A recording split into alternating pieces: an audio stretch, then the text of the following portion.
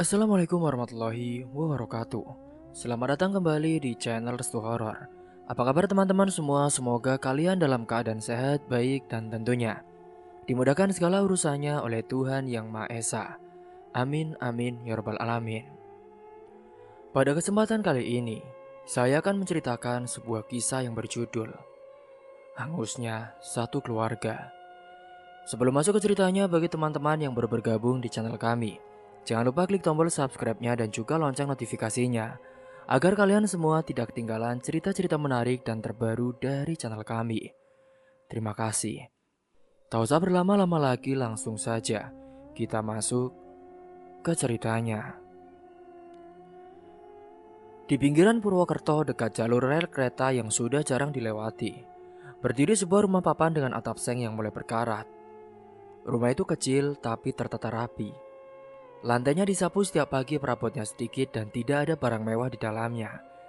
Di sanalah Rena Bagus dan anak perempuan mereka Alia menjalani hidup sehari-hari. Pagi hari selalu dimulai dengan rutinitas yang sama. Rena bangun lebih dulu, menimba air dari sumur kecil di belakang rumah, lalu membersihkan wajahnya di dapur sempit. Di rumahnya itu tidak ada kompor gas, hanya tungku sederhana.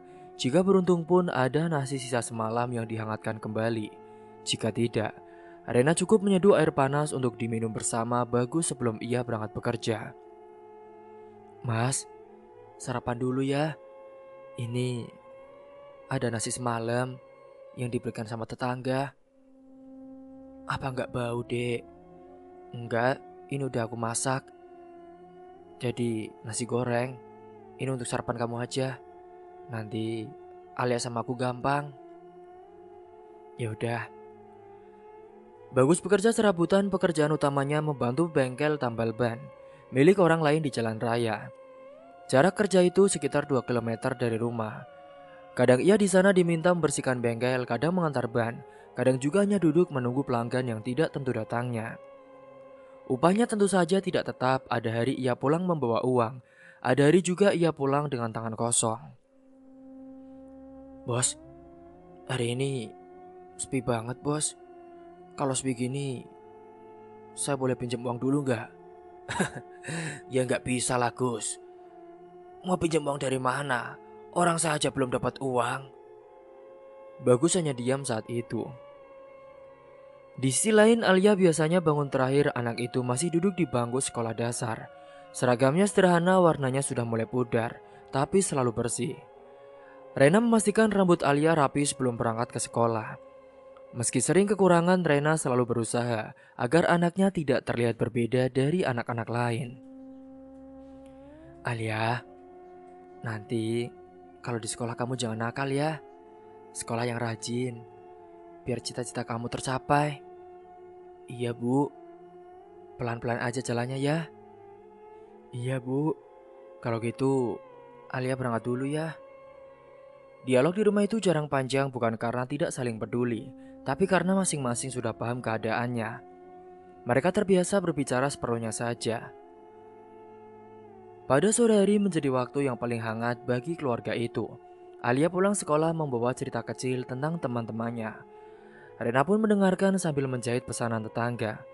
Mesin jahit tua itu sering macet, tapi Rena sudah hafal cara memperbaikinya. Upah jahitan itu tidak besar, namun cukup untuk membeli beras ataupun minyak goreng. Suaminya, Bagus, biasanya tiba menjelang maghrib. Wajahnya lelah, bajunya berbau karet dan juga debu jalanan. Ia meletakkan tas kecilnya di sudut rumah saat itu, lalu duduk di lantai. Alia pun sering mendekat ke bapaknya memperlihatkan buku pelajarannya. Ini pak, Alia dapat nilai bagus. Masya Allah, hebat kamu nak. Kembangin lagi ya belajarnya. Malam hari di rumah itu selalu sunyi, lampu hanya satu saja, yang menggantung di tengah ruangan. Rena selalu menyeduh teh hangat meski tanpa gula, gelas-gelas itu diletakkan di meja kecil dekat pintu. Bagus selalu duduk di teras memandang ke arah kota, yang lampunya terlihat jauh. Ia sering berpikir tentang masa depan anaknya. Ia ingin Alia sekolah lebih tinggi dari dirinya. Ia tidak ingin Alia hidup seperti mereka, selalu menghitung uang sebelum membeli apapun. Pikiran itu tidak pernah ia ucapkan panjang-panjang, tapi selalu ada di kepalanya. Alia, kamu nanti sekolahnya harus yang rajin ya nak. Iya pak, Alia selalu rajin kok. Iya, kalau kamu sukses, kamu bisa bagiin bapak dan ibu. Iya pak, kemarin ada yang ngejek Alia. Katanya Alia itu anak orang miskin. Rena mendengar percakapan itu dari dalam rumah. Ia tidak menimpali, ia tahu keinginan itu besar. Tetapi keadaan mereka memang sempit. Meski begitu, Rena tidak pernah mematahkan harapan dari suaminya. Baginya harapan adalah satu-satunya hal yang membuat mereka tetap bertahan. Sementara di sisi lain, kehidupan di sekitar rumah mereka terus berjalan. Rel tua di belakang rumah kadang dilewati kereta barang. Suaranya keras membuat rumah bergetar dengan sebentar. Alia sempat takut pada awalnya, namun lama-lama kini sudah terbiasa. Rena pun selalu menenangkan anaknya dengan duduk di samping tempat tidur hingga suara kereta itu hilang. Memang tetangga di sekitar rumah itu tidak banyak, ada beberapa rumah papan lain. Jaraknya berjauhan, hubungan mereka pun biasa saja, tidak terlalu dekat, tidak juga bermusuhan. Di sana Rena dikenal sebagai penjahit yang rapi. Bagus pun dikenal sebagai orang yang tidak banyak bicara dan tidak pernah mencari masalah. Hari-hari berjalan dengan pola yang sama, tidak ada kejadian besar, tidak ada pertengkaran. Jika ada masalah pun, mereka simpan sendiri-sendiri. Ketika uang menipis, Rena mengurangi porsi makan, dan ketika Bagus tidak mendapat upah, ia memilih diam. Alia mulai mengerti keadaan itu tanpa perlu dijelaskan. Singkat cerita, suatu malam hujan turun dengan deras. Air merembes lewat celah-celah atap. Rena menggeser ember untuk menampung tetesan air hujan itu.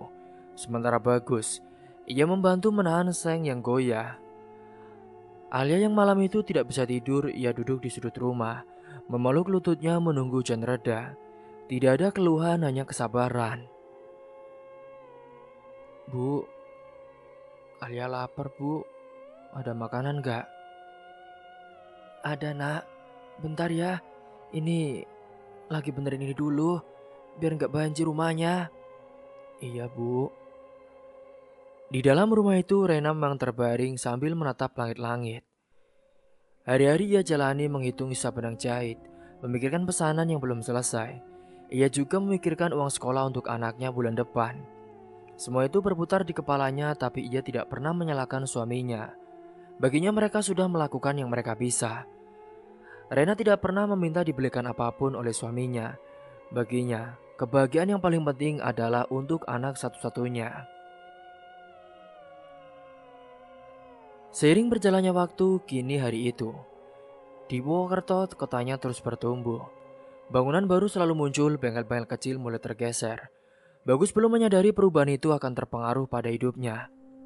Bos, ini bengkel kita kok gimana bos? Saya juga bingung Gus. Kayaknya kita mau digusur deh. Aduh, kalau digusur, saya makan apa bos? Saya nggak tahu lagi Gus, saya bingung. Mungkin ini kebijakan pemerintah. Malam semakin larut, kereta terakhir pun tidak lewat. Hanya suara jangkrik dan juga angin yang menyentuh dinding papan rumah.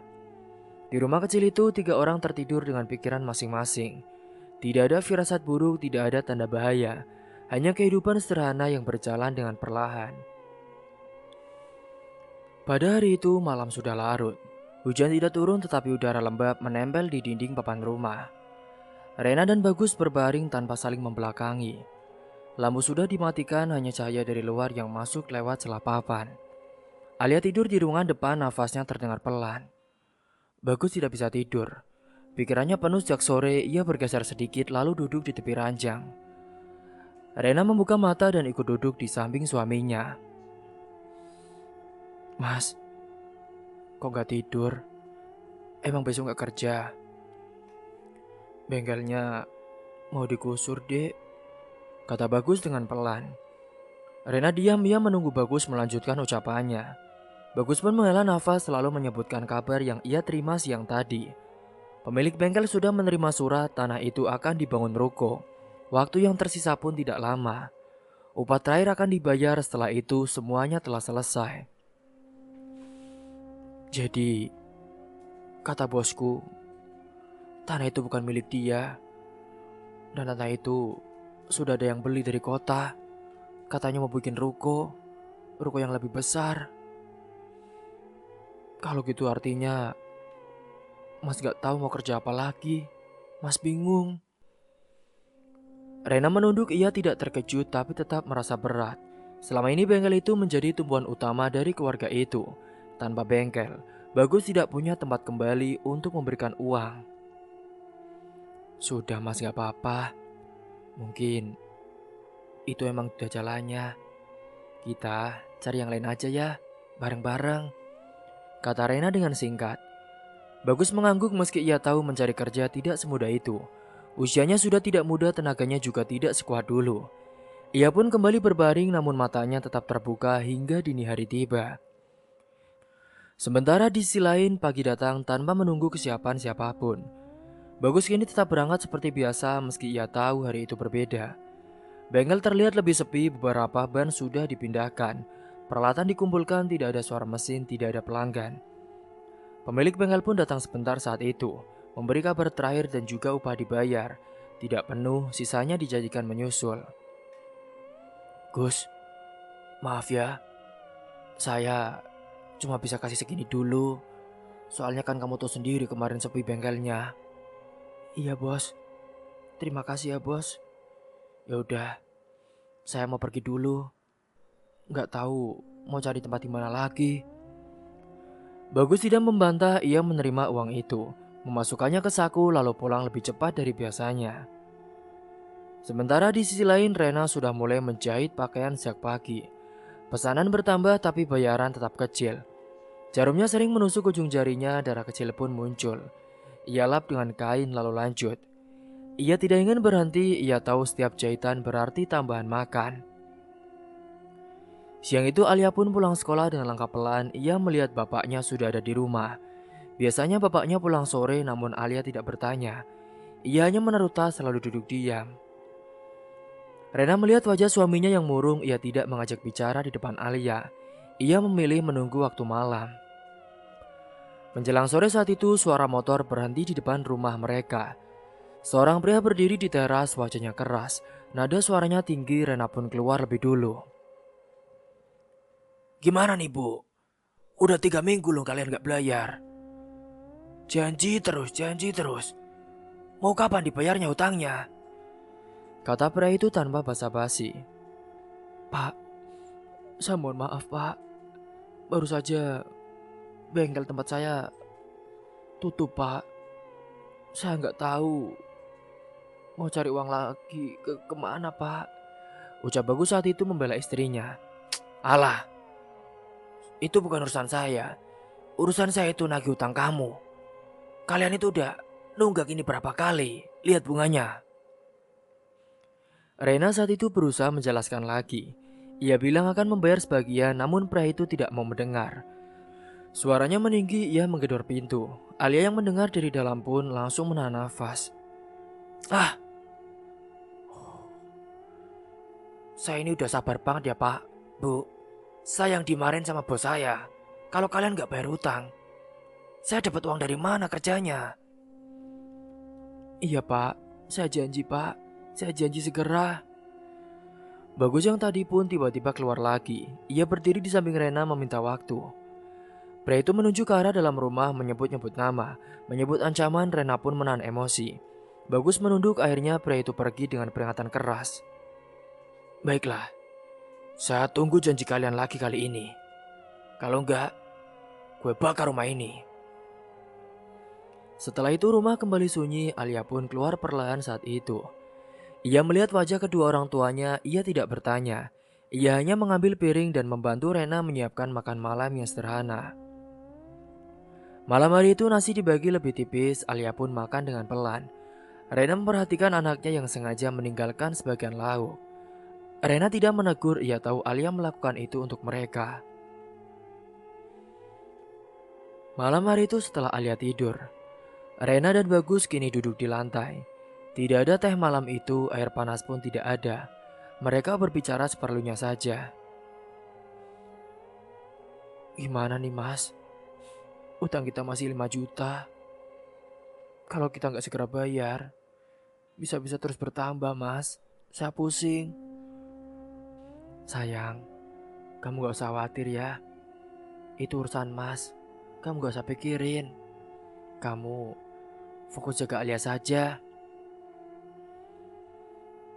Hari-hari berikutnya kini berjalan lebih berat.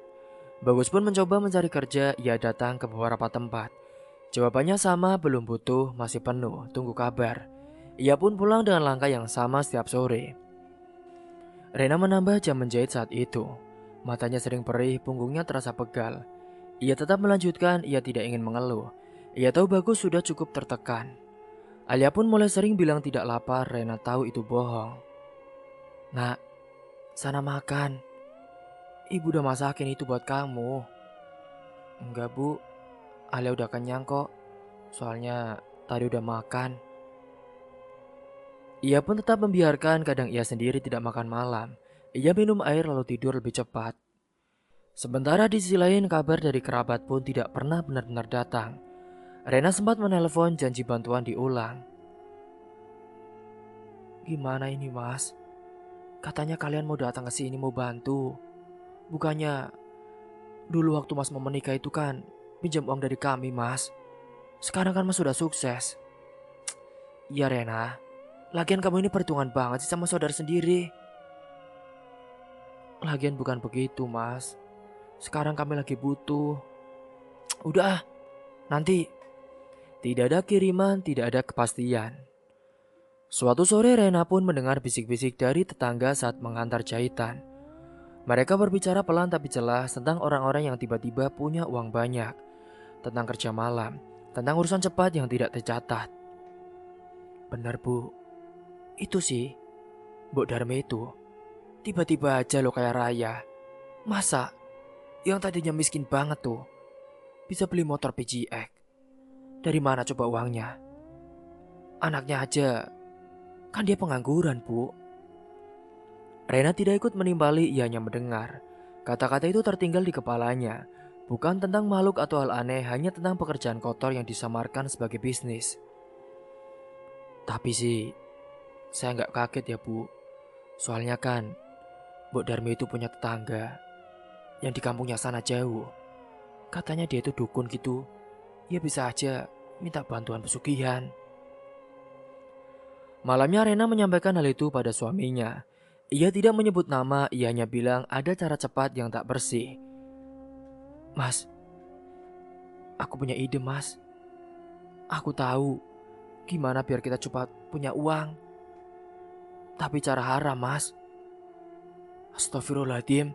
Rena, kamu ngomong apa sih? Kita nggak pernah ya melakukan hal itu. Apalagi sampai makan uang haram. Pokoknya aku nggak mau ya. Bagus langsung menolak, wajahnya mengeras. Ia bilang lebih baik lapar daripada terlibat hal seperti itu. Rena pun tidak membantah, ia hanya diam. Ia tahu suaminya masih memegang prinsipnya. Namun malam-malam setelah itu berubah, rumah pun tetap sunyi. Tapi bukan sunyi yang tenang. Rena sering terbangun tengah malam, Bagus pun sering duduk di teras tanpa rokok. Alia kadang terbangun karena perutnya kelaparan. Di keluarga itu tidak ada pertengkaran, tidak ada suara tinggi. Hanya jarak yang tumbuh pelan di antara mereka. Bukan karena tidak saling peduli, tapi karena masing-masing kehabisan tenaga untuk berbicara. Hujan kembali turun beberapa hari kemudian. Air pun kembali menetes dari atap.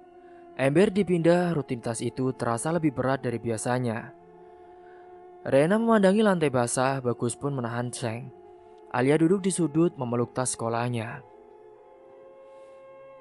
Sementara di sisi lain, hari itu penagih kembali datang, nada suaranya lebih kasar. Kali ini ia tidak lama bicara, ia hanya memberi batas waktu.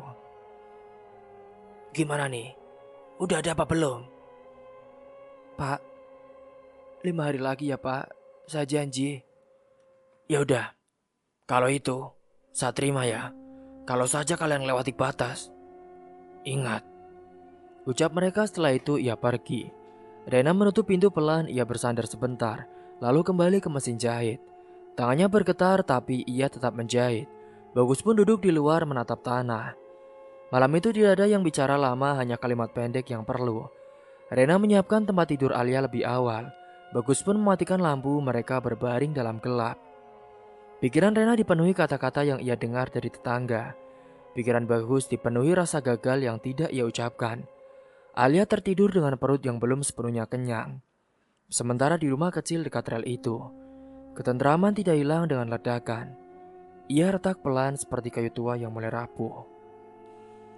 Seiring berjalannya waktu, penolakan Rena malam itu tidak menghentikan langkah Bagus.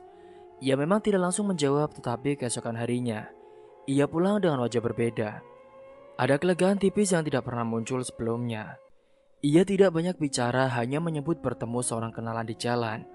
Seorang pria bernama Darto yang menawarkan pekerjaan. "Dek, jadi Mas sekarang udah punya pekerjaan. Tenang, hutang kita akan lunas." Rena mendengar sambil tetap menjahit. Ia tidak bertanya detail, ia hanya mengingatkan agar Bagus tidak terlibat urusan aneh-aneh. "Syukurlah Mas, kalau kamu udah dapat pekerjaan, artinya kita lebih aman Mas." Bagus mengangguk lalu masuk ke kamar dan berbaring. Sejak hari itulah, Bagus yang awalnya menolak pendekatan dari cara haram yang lewat Rena, tapi ia sendiri malah melakukan pekerjaan itu. Bagus mulai sering pulang larut, kadang tengah malam, kadang menjelang subuh. Alasannya selalu sama, pekerjaan tambahan, upah besar dan juga tidak bisa ditunda. Rena tidak pernah mencurigai apa pekerjaan suaminya itu. Yang paling penting ia punya uang untuk dia dan juga anaknya. 3 hari bekerja pun uang mulai datang lebih cepat dari sebelumnya. Bukan lewat transfer, bukan juga lewat amplop rapi. Uang itu datang dalam plastik hitam atau tas kecil yang diletakkan di meja saat Rena sedang tidur. Jumlahnya cukup untuk melunasi cicilan, membeli beras dan menutup kebutuhan yang selama ini tertunda. Namun tidak ada yang beres. Rena merasakannya sejak pertama kali memegang uang itu. Kertasnya lebih lembab, dingin dan juga berbau tanah basah. Bukan bau lumpur segar, melainkan bau tanah lama yang tertutup lama. Rena sempat mencucinya dengan sabun lalu menjemurnya di bawah sinar matahari. Bau itu tidak sepenuhnya hilang. Bagus melihat itu dan juga tidak berkomentar. Ia hanya meminta uang disimpan dengan rapi. Ia mulai sering mengunci pintu lebih awal. Ia juga mulai membawa ponsel kemanapun, bahkan ke kamar mandi. Rena melihat perubahan itu tapi belum menyusunnya menjadi kecurigaan utuh. "Mas, ini kok uang aneh banget sih mas? Kamu kerja di mana deh? Bos kamu dapat uang dari mana?" "Udahlah dek, pakai aja uang itu. Kamu gak perlu tahu dari mana uangnya." Sementara di sisi lain, kini hari berganti, Alia pun mulai berubah. Anaknya itu sering terbangun di malam hari dengan nafas terengah. Kadang ia menangis tanpa suara, kadang ia duduk di kasurnya sambil menatap kosong. Saat ditanya, Alia hanya bilang mimpi buruk. "Bu, Alia takut bu." "Kamu kenapa nak?" "Tadi Alia melihat hantu bu." "Di mana?" "Udah, mungkin kamu hanya mimpi. Makanya, kalau kamu mau tidur, cuci kaki, baca doa dulu. Jadinya kamu mimpi buruk kan?" Rena pun mencoba menenangkan. Ia duduk di samping Alia sampai anak itu tertidur kembali. Tidak ada cerita tentang bayangan atau sosok aneh. Alia hanya bilang merasa diawasi, merasa tidak aman. Perasaan itu datang tanpa dibentuk. Hari-hari berlalu, kehidupan mereka terlihat membaik dari luar. Makanan lebih cukup, Rena pun tidak perlu lagi membagi nasi terlalu tipis. Alia bisa membawa bekal ke sekolah, tagihan hutang pun dibayar. Penagih pun kini merasa senang. "Nah, gini kan enak bu. Jadi saya nggak perlu capek-capek nagih dan marah-marah." "Iya pak, maaf ya pak. Kami baru bisa bayar sekarang." "Iya, kalau gitu utang kita udah lunas ya semuanya." Namun singkat cerita, beberapa hari setelah hal itu, di dalam rumah sederhana suasana telah berubah. Bagus, suaminya yang dulunya menjadi suami yang hangat, humoris, kini menjadi lebih pendiam. Jika bertemu orang tertentu di jalan, wajahnya tegang.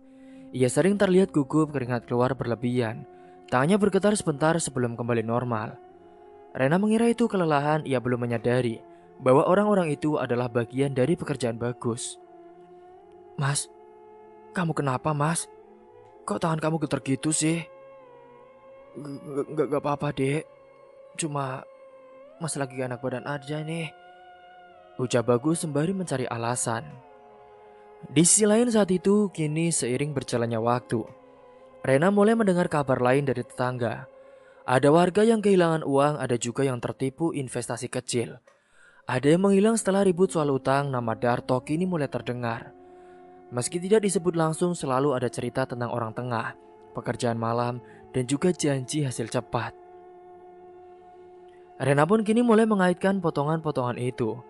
Ia memperhatikan jadwal Bagus, malam-malam tertentu selalu sama. Lokasi tertentu selalu sama. Ia juga menemukan catatan kecil di saku celana Bagus, berisi nama dan juga angka. Bukan doa, bukan juga mantra. Hanya daftar orang dan juga jumlah uang. Suatu malam saat itu, Rena mengikuti Bagus secara diam-diam. Ia menunggu sampai Bagus keluar rumah, lalu menyusul dari jarak aman. Bagus menuju sebuah gudang tua di pinggir kota. Di sana ada beberapa orang. Rena pun tidak mendekat. Ia hanya melihat dari kejauhan. Ia melihat transaksi, ia juga melihat ancaman. Ia melihat orang-orang dipaksa menandatangani sesuatu. Ia melihat ketakutan yang tidak dibuat-buat. Saat itu Rena tahu ini bukan pekerjaan biasa. Ini bukan hanya penipuan, ini penghilangan paksa. Ini pemerasan, ini juga jaringan yang memakan orang kecil. "Mas, sekarang saya mau tanya ya mas. Kamu kerja di mana? Kamu kenapa sih Ren? Kok sering sekali curiga dengan aku? Aku kerja itu buat kamu, buat Alia. Kenapa kamu masih curiga?" "Kamu gak usah bohong ya mas. Aku udah lihat semuanya. Kamu kan yang udah memeras warga-warga kecil itu. Iya kan mas?" Setelah debat panjang di rumah itu, beberapa hari kemudian Rena menemukan bukti lain. Pesan di ponsel Bagus, percakapan tentang setoran, target dan juga orang yang harus diamankan. "Pokoknya orang ini harus bayar hutang. Kalau tidak, tarik rambutnya, potong, terus bawa ke sini. Kan kujadikan tumbal." "Baik bos." Mereka menyebut pekerjaan itu sebagai pesugihan. Bukan karena makhluk, tapi karena nyawa orang menjadi alat untuk mendapatkan uang. Kini Rana pun menutup ponsel itu perlahan. Ia tidak menangis, ia tidak marah. Ketakutannya berubah bentuk, bukan takut pada sesuatu yang tidak terlihat, melainkan pada manusia yang sudah kehilangan batas. Bagus semakin berubah, ia mudah tersinggung. Ia sering memeriksa pintu, ia jarang menatap Alia. Ia seperti hidup dalam dua dunia. Di rumah, ia suami dan juga ayah. Di luar, ia pemburu yang selalu gelisah. Sementara di sisi lain, Alia kini mulai sering pulang terlambat. Ia mengaku ditahan guru. Rena pun mulai khawatir. Ia memperhatikan Alia lebih dekat saat itu.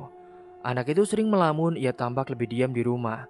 Kadang ia pun menolak makan, meski lauknya itu adalah makanan favoritnya. "Alia, kamu kenapa sih, Nduk? Sekarang kok sering diem gitu? Ada yang nakal sama kamu?" Alia hanya diam. "Ya udah, kalau kamu gak mau cerita, makan dulu ya. Itu ibu udah masak masakan favorit kamu, ayam goreng." "Enggak bu," ucap Alia. Kini hari berganti saat itu. Alia tidak pulang sampai malam tiba. Rena menunggu di teras, langitnya pun semakin gelap. Ini Alia kemana sih? Udah jam pulang kok belum pulang juga. Aduh. Ia menelpon suaminya, tidak diangkat. Ia pun mendatangi sekolah. Sekolah sudah tutup, tidak ada orang di sana satupun. Ini Alia kemana sih? Malam itu berubah kacau. Rena mencari ke rumah teman-teman Alia. Tidak ada. Ia pun ke kantor polisi, laporan diterima. Banyak kasus saat itu. "Bu, tunggu sebentar ya bu. Ini memang sudah ada kasus aneh di sini. Sudah ada 3 anak yang hilang seminggu terakhir ini. Pak, masa anak saya ikut hilang pak? Padahal kan dia anak baik-baik." Saya juga kurang tahu, Bu. Ibu berdoa saja. Semoga anak ibu cepat ketemu. Beberapa hari kemudian kini kabar lain datang.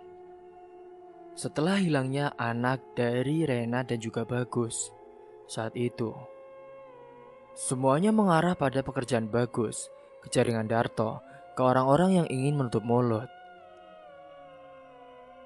Ini sepertinya adalah aneh, Bu. Saya lihat-lihat, semuanya itu mengarah pada nama Darto. Soalnya ia yang paling sering ke rumah-rumah warga. Tapi Pak, gak mungkin Pak. Soalnya suami saya juga kerja di situ Pak. Masa anak saya diculik suami saya sendiri? Ya kita semua gak tahu Bu. Tapi kita harus cari tahu dulu. Baik Pak. Beberapa hari kemudian kini kabar lain datang. Bagus ditemukan tewas di gudang kosong.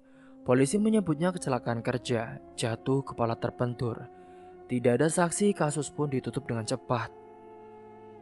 Rena tidak percaya saat itu dengan yang terjadi pada suaminya.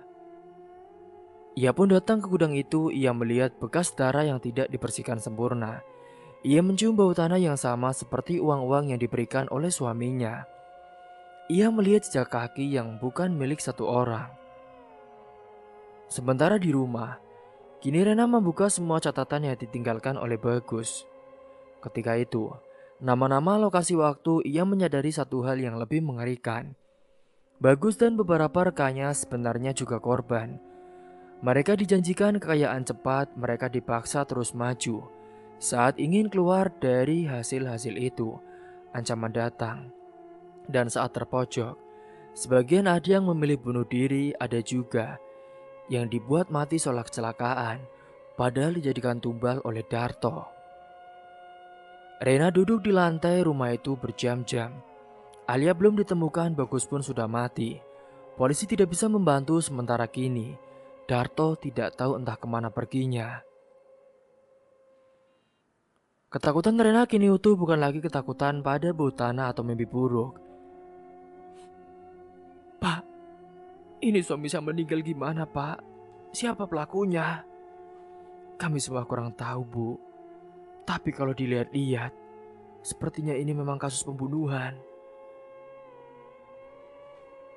Jadi, selama ini suami saya melakukan pesugihan.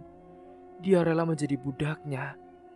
Dan sekarang dia sendiri yang menjadi tumbalnya. Apa jangan-jangan Alia juga? Rena tidak bisa membayangkan kepergian dua orang tercintanya sekaligus akibat ingin menjadi kekayaan instan itu. Singkat cerita, pada hari itu, seminggu setelah kematian suaminya, rumah kecilnya di dekat rel menjadi bahan pembicaraan warga. Orang-orang mulai berani menyebut nama Rena dengan suara pelan. Mereka mengingat kembali perubahan hidup keluarga itu. Uang yang datang mendadak dan bau tanah yang pernah tercium. Cerita tentang pekerjaan gelap Bagus menyebar dari mulut ke mulut. Ada yang bilang Rena ikut menikmati uang haram itu, ada juga yang bilang Rena tahu sejak awal. Tidak ada yang datang memastikan, tidak ada yang benar-benar peduli pada kebenaran. Rena tidak keluar rumah, tirai pun selalu tertutup.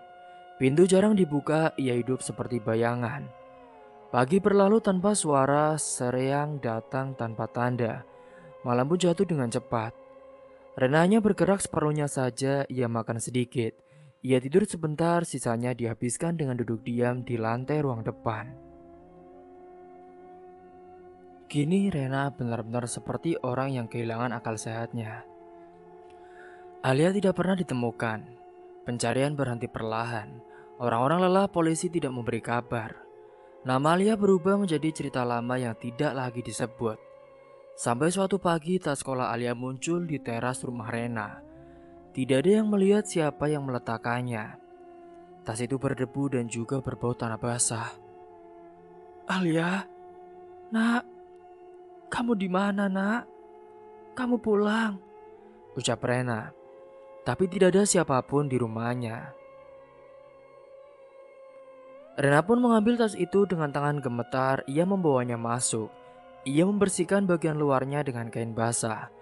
Bau itu tidak hilang, ia membuka tas perlahan, buku-buku masih di dalamnya. Pensilnya masih utuh, ada bekas lipatan kecil di halaman terakhir. Rena menutup tas itu kembali dan memeluknya lama. Sejak hari itu, Rena tidak lagi mencoba mencari Alia. Wajahnya berubah kaku, tatapannya kosong. Ia kini tidak menangis, tidak juga marah. Ia seperti memutuskan sesuatu dalam diam. Semuanya udah pergi. Untuk apa aku hidup? Gak ada artinya.